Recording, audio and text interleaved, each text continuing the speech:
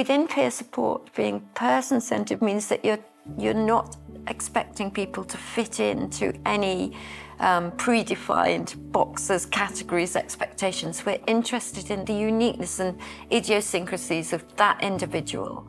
It's all about recognising that everybody's experience, everybody's goals, ambitions in life, what helps everybody's different. And we can't make any assumptions about that. So being person-centred is part of that.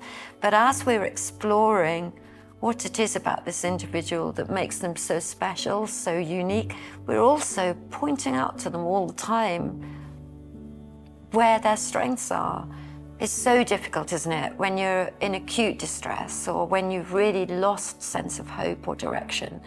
You also lose the real sense of where your strengths are. It's very hard to even imagine you've got any.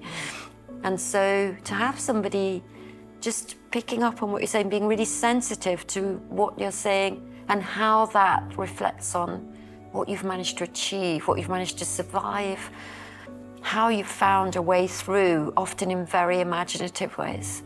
And so that's, for me, that's what that means, being both person-centred and strengths-based. They come together. Absolutely, and really about just getting to know a person and looking at them through a lens of strength.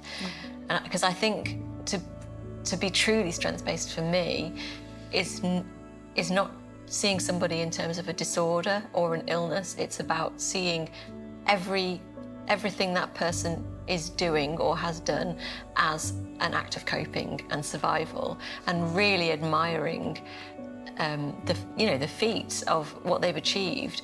And I think sometimes the ways that we survive look very disordered or risky, but actually if you look through a strengths-based lens, you are seeing that that person is doing the absolute best they can to cope with extreme adversity.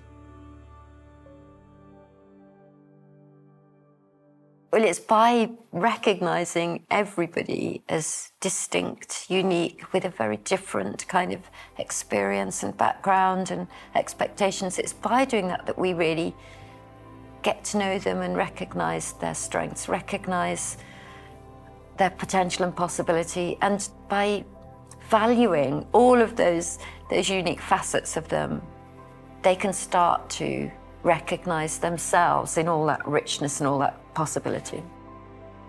Yeah, and recognise that they are more than one thing, that, helping somebody to understand their identity in a really multifaceted way, that they have lived through adversity and struggle, but they are also, funny, creative, kind, all these different things, letting them shape their own story of who they are, rather than being told, you are this label, you are, this illness.